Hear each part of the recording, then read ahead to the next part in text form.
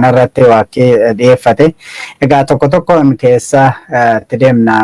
Zaak gara takka turre immoo taansine immoo gara Walloottis ce'uudhaanii haala uummanni Walloo keessa jiru gabaabadhumatti kan ilaallu ta'a.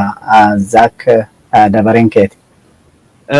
Dajane akkuma kana dura dubbachaa turre himanni isaas waan nama kofalchiisus waan nama gaddisiisus akkamiin akka ibsuun beeku nama biyya keessa deemee lola deemaa ture bakka adda addaatti walitti bu'iinsa ture araarsuudhaaf deemaa ture nama abbootii amantii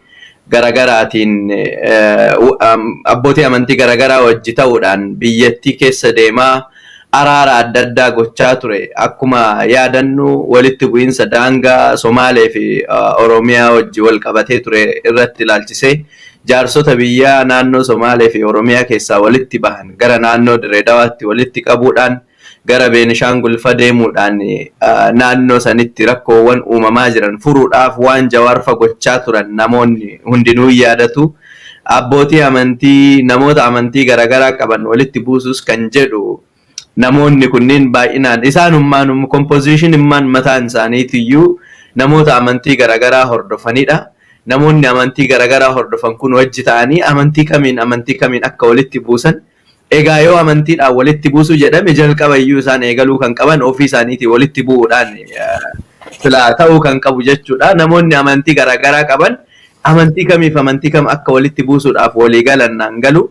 Dhimma fulbaana 30 ilaalchisee dhiyeenya kana manni murtii Oromiyaa dhimma obbo Lidatu irratti murtee kenna irratti fulbaana 30 booda mootummaan hin jiru jechuun sirriidha. Fulbaana 30 booda mootummaan akka hin jirree fi filannoon yoo godhamin akka mootummaan hin jirre jedhee kan murteesse mana murtii Shawaa Bahaati. Manni murtii Shawaa Bahaa himanni obbo Lidatu irratti fulbaana booda mootummaan hin jiru jedhee dhihaate himanni sirrii hin taanee fi fulbaana 30 booda dhuguma mootummaan hin jiru akka heera mootummaatti eeggamee waan dubbatamedha waan ta'eef waan himachiisuu miteedhe murteessee jira manni murtii. Egaa kanneen hunda walitti qabdee yoo ilaaltu bakka adda addaati waan hin taane walitti qabanii waan hin fakkaanne walitti godhanii jara kana manuma hidhaa tursiisuudhaaf sababa itti barbaadaa waan jiran malee himata kanneen keessaa wanti ati barbaaddee wanti kun isaan hin gita wanti kun isaan hin ta'a wanti jettu hin jiru. Keessattuu deebii mana murtiitii kennan keessatti wanti obbo Baqqalaan irra deebi'anii dubbatanii obbo Baqqalaan himanni tokko kanarratti ka'e sirriidhaa miti tokko garuu sirriidha himanni irratti ka'e jedhanii jecha amantaa isaanii kennaniiranii sirna nafxanyaa jalatti hin bullu sirni nafxanyaa maal akka nu godhaa ture experience family kennaa qabna akkaataa saba keenya irratti sirni kun wantoota adda addaa gara adda addaatiin raawwachaa ture eenyummaa keenya balleessuudhaaf aadaa keenya balleessuudhaaf gama adda addaatiin aggaammiin Oromoo irratti karaa sirna nafxanyaatiin godhamaa ture ilaalaa guddanne family keenyarra yookaan maatii keenyarra gahaa guddanne waan ta'eef kanaaf sirna nafxanyaa ammas nutti hin deebi'u jechuun kiyya sirriidha ammas irra deebi'een jedhee jira. Biyyattiin mataan sirnoonni akkasii sun sirna sirrii hin taane waan turreef sabaaf sablammoonni qabsaa'aniiti sirna federaalaa sabaaf sablammoonni hundinuu keessatti kabajaman ijaarrachuu keessatti qabsoo godhameen egaa warri amma aangoo irra jiran kunniinis gara aangoo kan dhufan jechuudha. Kanaaf wantoonni warroota hidhamtoota kanarra dhiyeessan waan soba ta'uurraa iyyuu waan dhugaarraa hedduu fagaate akka ta'ee fi isaanuma mana murtiitti tursiisuudhaaf waan godhamedha. Ammallee egaa akkuma argaa jirtu beellamoonni beellaman himannaawwan himataman kunniin hundi hanga filannoo xumurree yoo ummanni xiqqoo dhiibbaa guddaa nutti taasise jara kana hin hiiknaa yoo ta'e malee ammallee jara kanarraa hawwiin hin jiru. An kana duras irra deddeebi'ee jechaan ture mana murtii kana ammas Jawaar faas Baqqalaan faas gara mana murtii kana yoo dhiyaatan dhuguma haqa mana murtii kanarraa argachuuf dhuguma beellamni isaanii eeggamee manni murtii sirnaan jecha isaanii dhageeffatee himannaa kana hin kuffisa kan jedhu ammas amantaan qabu gara fuldurattis amantaan qabu mana murtichaa oduun ta'in himannaa kan irratti ba'e waajjira dhaabaatii waajjira biltsiginnaati kan himannaa irratti banee Abiyyi Ahmadiidha kan himannaa irratti banee immoo akkuma isaan irra deddeebisanii dubbachaa turan himannaan isaan irratti baname himannaa yakkaa oduun ta'in himannaa siyaasaati. Himannaa siyaasaa dirree siyaasaa keessaa isaan baasuuti. Kuma Jawaar irra deddeebi'ee dubbachaa ture. Yakkaa fi waan adda addaattiin nu himattanii miti jijjiirama siyaasa biyya kana keessatti fiduudhaaf qabsoo gochaa turre keessatti qabsoo karaa nagaatiin gochaa turre keessatti waan adda addaa muuxannoowwan adda addaa karaa nagaatiin qabsoo biyyoota adda addaa keessatti godhamu qorannee waan biyya keenya hin fayyada jedhu irratti qabsoofnee as geenye. Kanaaf waan kanaan nu himachuun sirriidhaa miti jedhee akka dubbachaa ture. Wanti ta'aa ture sanii dhugaan jiru sanii Dajane. Gaariidha. Wanti har'a mana murtiitti oolee egaa baay'inni isaa waan ati dubbatteedha. Akkuma ati jette obbo Baqqalaa Garbaa waan ittiin himataman kana sirna nafxanyaa nutti hin deebi'u jettee kan jedhu irra gadi jabeessanii tarrallee achitti akka dubbatanidha. Dhuguman jedhee ammas sirni kun nutti hin deebi'u. Sirna nafxanyaa kanaanii sirni nafxanyaa uummanni inni bakka bu'u hin jiru. Kanaafi ammas nutti hin deebi'u jedha kana jennoon kiyya jedhani. Akkasumas Hamzaa Booranaa uummattoota walitti buufta naan jettan kan jedhamee fi ani uummata walitti buusuudhaaf fi aadaan kiyyaa amantiin kiyyaa fi akkaataan ittiin guddadhe naan hayyamu jedhe. Egaa Hamzaa Booranaa amantiidhaan hoo dhufnee maatiin isaa wal makaadha, kan ortodoksiidha, kan musliima. Gama haalli inni itti guddate uummata Booranaa keessatti guddate, uummata Gadaa keessatti guddate, uummata nageenyatti amanu keessatti, walqixxummaatti amanu keessatti guddate. Kanaaf kun hundumtuu naan hayyamu kan jedhudha. Hamzaa Booranaa fa'aa kan deebisan Shamsaddiin Xahaas warri kaanis bifuma akkasiitiin ofirraa ittisanii keessattuu Jawaar Mohammad bal'inaan kan kaafame. Fi kan Jawaar ittiin beekamu tokko kan isaan oppoziitii isaatti deemanii uummattoota walitti buusanii kan jedhudha. Yeroo baay'ee ofii kiyyaafuu Jawaar interview yeroo godhutti yeroo hundumaa inni mirga sabaaf sablammootaa yeroo qeerroon qabsoo irratti ture mirga sabaaf sablammootaa TPLF irratti qabsoofna malee uummata Tigraay miti jechuudhani. Uummanni Tigraay keessaas uummanni Tigraay tokko akka Oromiyaa keessatti hin miidhamne shoora guddaa kan taphate yeroo sana Jawaar ture. Yeroo hundumaa non-violence resistance kanatti amanaa kana himaa tures.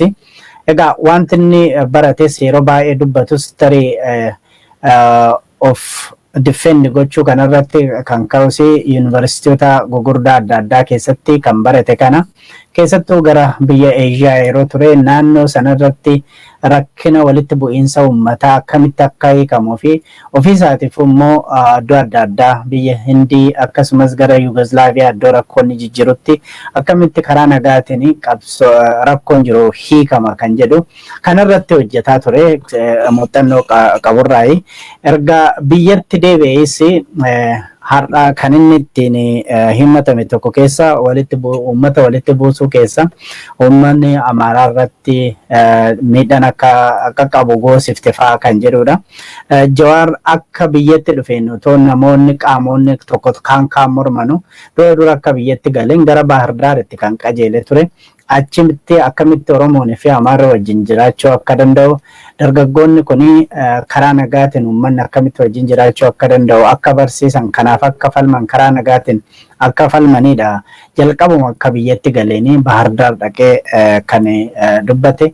Kan biraa kan nama ajaa'ibu uummata walitti buusuu yeroo jedhamu amma nuti biyya keessa turre ummata naannoo Wallaggaa jiru Oromoodha fi ummata naannoo sana Benishangul keessa jiru yeroo walitti diramaa turetti karaa Wallaggaa cufamee namni achi keessa deemu yeroo sodaatutti hooggantoonni amma helikoptariidhaan biyya keessa deeman kunillee yeroo sana Wallagga buune nu ajjeessu yeroo jedhanitti obbo Baqqalaa Garbaatii fi Jawaar Mohammad gara Wallaggaa dhaqanii nagaa bosanii karaa bansiisanii achumaan Benishangul Gumuzitti ce'anii Asoosaa keessatti konferensii adeemsisuudhaan naannoo sanatti nagaan akka bu'u shoora guddaadha taphatan. Egaa kuni erga isaan dhaqanii waa tokko hojjetanii deebi'anii booda bulchitoonni naannoo lamaanii akka konferensiiti jedhanii uummata kana kan walitti qabanii kireeditiidhuma wayiitti argachuuf yoo ta'e malee isaan kan beezii isaa lafa kaa'u yeroo baay'ee amma jaroota akkanatti deemanii iddoo mootummaa warri mootummaan nakki uummanni kun nu ajjeesa jedhanii sodaatan isaan inni otoo hin deemin iddoo kanatti sin ajjeesu otoo jedhanu lubbuu isaanii kennanii iddoo deemanitti kanattu tarii mana murtii kanarratti akka waakkii tokkotti kan kaa'udha. Akkuma ati jette naannoo Somaalitti yeroo ammaa kana nagaan bu'ee uummanni lamaan walitti nagadachuu wajjin jiraachuu kan danda'e sana bira darbeetu daangaa gubbaa irratti afaan Oromoo akka baratamu, afaan Somaalee akka baratamu, afaan Affaar akka baratamu kan godhame nagaa bu'een sanammoo Somaaltonni mataa isaaniitiin warra yeroo sanarratti hirmaatanii yeroo Jawaar fa'aa uummata walitti buusuudhaan yakkamanii baay'ee itti dhaga'ama warri gaafa sana wajjin hojjetaa turani. Uummanni Sidaamaa akka inni mirga isaa argatu kan irratti hojjete keessa inni guddaan tokko Jawaari. Akkuma Dirree Dhawaa keessatti rakkina jijjiru Somaalee fi Amaaraa Oromoo wajjin kan jijjiru kan yeroo sana wayyaaniin uumte Dirree Dhawaatti deddeebi'uudhaan hogaazota, sheekota, abbootii gadaa abbootii waaqeffataa kana faana haasa'uudhaani waa guddaa naannoo sanatti nagaan akka bu'u kan godhe kireeditii guddaas kan qabu kan immoo warri faana hojjetan illee dubbatanii Jawaarii kana duwwaa miti naannoo sanatti nagaan akka bu'uu fi amma biyya ollaati fi gara Middle Eastitti iddoo adda addaa deemuudhaani warra dugda duuba ta'anii waan kana gargaaran hundumaa walitti qabuudhaani nagaan akka bu'u kan godhe magaa Harar keessatti naannoo Harareetii fi Oromoo wajjin naannoo sanatti rakkina jiru furmaata sadhumaa kan itti godhe keessa Jawaarii fi egaa Jawaar wajjin kan hidhamani kan akka obbo Baqqalaa Garbaa fa'aadha.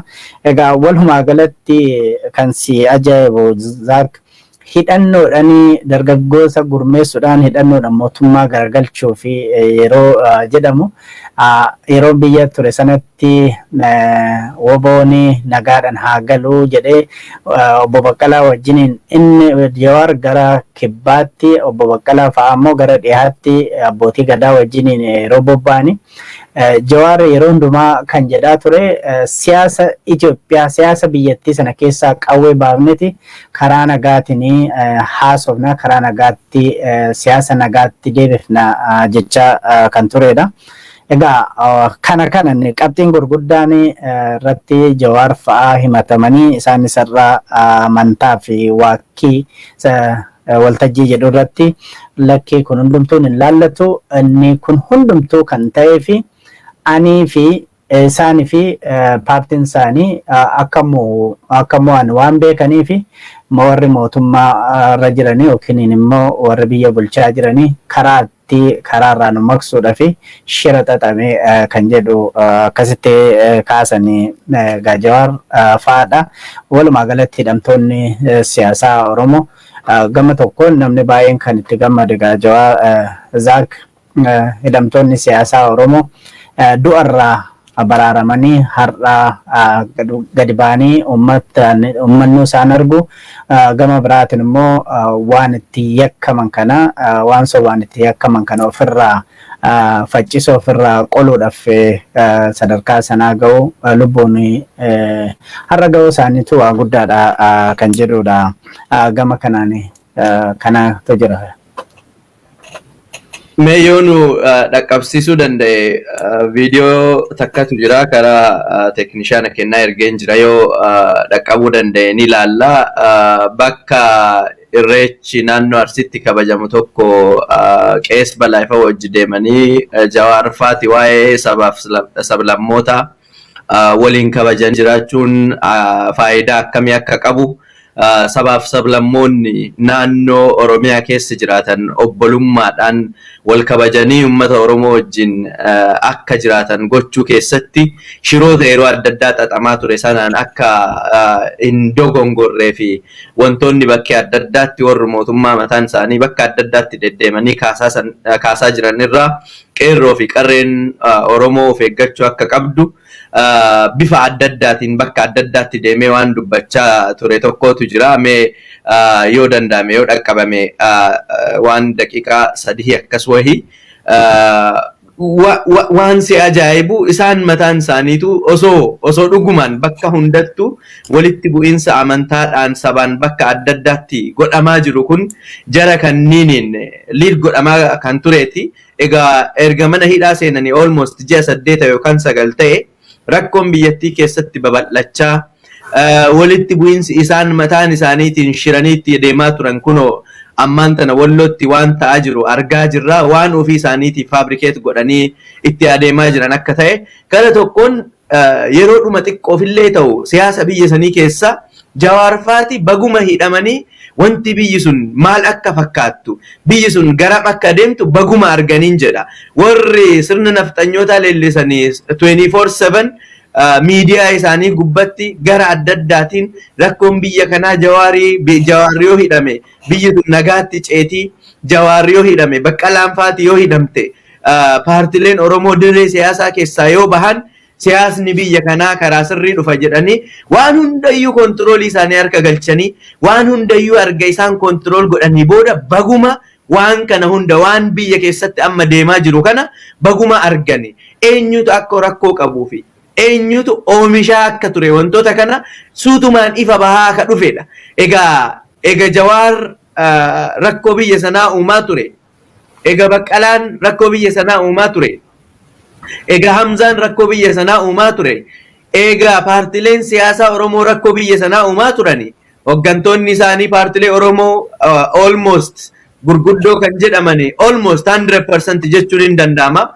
Jaal Daawudii fi Profeesar Mararaanis qaamaan jiran malee qaamaan ala haa jiraatan malee almost sochiin isaanii gara adda addaatiin ogguramee warroonni isaan wajjin hojjetan hundi hidhamanii almost isaan illee hidhaa jiran jechuun dandeenya. Sosocho'anii waan adda addaa akka hin raawwanne waajjiraalee isaanii cufanii kana hunda erga godhame booda wanti biyya sana keessatti ammaan tanarratti argaa jirru hundi kan mul'isu eenyu rakkoo akka uumaa turee fi maddi rakkoo eessa akka ta'e ifaan ifatti kan mul'isedha. Bakka adda addaatti deemanii wanti jarri kun hundi biyya keessatti godhaa turan ani falmiidhaaf iyyuu mana murtii gahanii jecha waakkii homaamana waan isaan kennisiisuu miti. Pirosiijeeruma mana murtii biyya sanii hordofuudhaaf kabajuma seera biyya saniitiif qabaniif deebii deebisan malee deebii deebisuunu kan isaaniif maluu miti. Wanti gochaa turan akkuma kana dura dubbachaa ture ragaa jecha himannaa jecha maalii jedhaa dirree siyaasaa keessaa isaan baasu filannoo galmeen kaadhimamtoota filannoo xumuramee jira.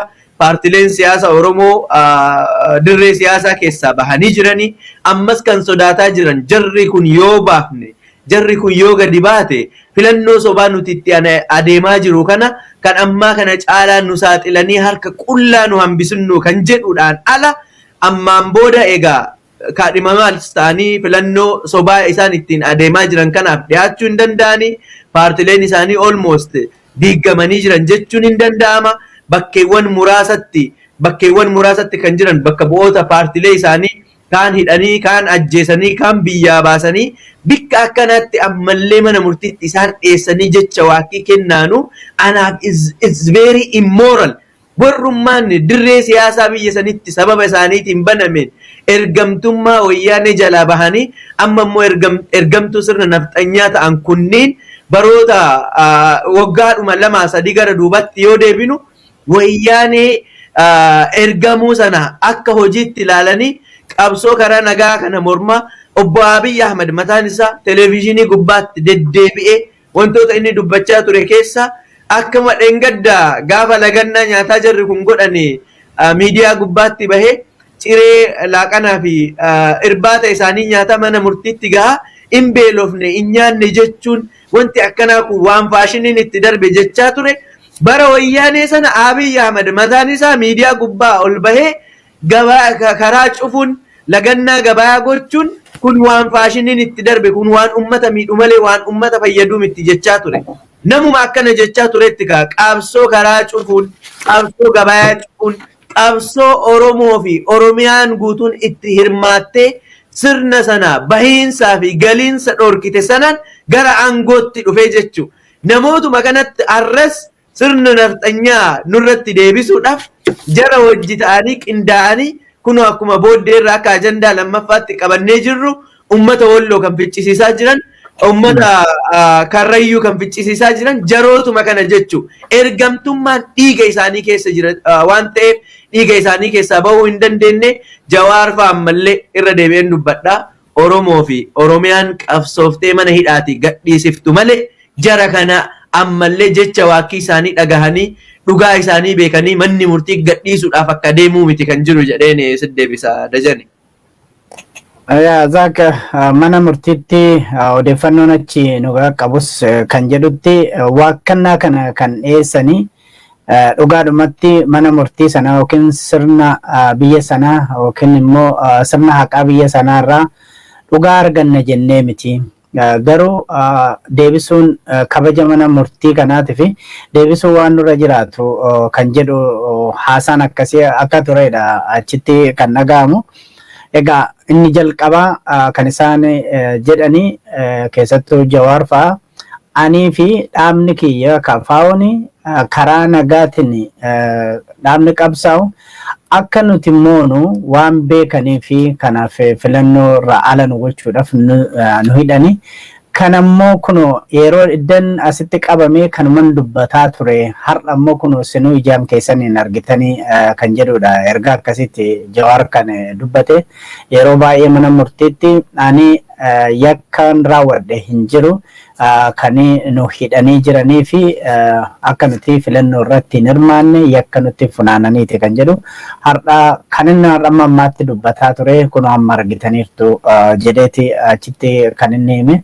Egaa qabxiiwwan sadan kanarratti kanarra isaan waakkii kana dhiyeessanii as a rikardidhumaa fi mana murtii kabaja mana murtii sanaaf qabaniif deebisuudhaaf malee akka haqaatu biyya sana keessatti argama. Mana murtiitu walaba ta'ee murtii isaaniif kennaa yookiin abbaa alangaatu dubbii isaanitti funaanu faabrikeet gochuu dhaaba jechuudha ni miti.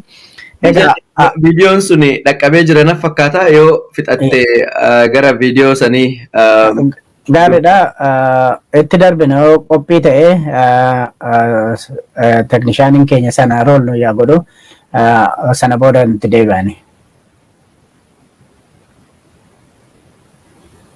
Har'a dhiisati gaafa obbarre kana dhiisati gaafa olbarre kana dhiisati gaafa dukkana keessatti galaasaatiil boofaan naadhii gammadaafaan waaqoo guutuufaan falmatti seenanillee qabsaa'onni keenya diinni keenya sirna cunqursaa nafteenyaati jedhan. Bara keenyas bara qeerroos diinni keenya sirna cunqursaa wayyaanee jenne malee takkaa saba Tigree hin jenne jechuudha. Gaafa sirna nafteenyaas ummanni Amaaraa diina keenya hin turre. Arras gaafa wayyaaneen turte diinni keenya sirna malee ummata ta'uu akka hin qabaanne sirriitti beekuun barbaachisaadha.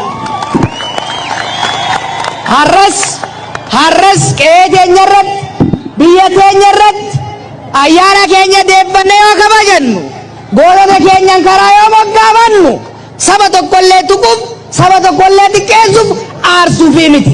Kennan booluuf malee kan namaa xiqqeessuufi miti. Kenna ol qabuuf malee ka ormaa gadi qabuufi miti jechuudha. Asallaanta Oromiyaa taatus asallaanta Arsii taatus sabaa sablammii hunda keessa jiraata.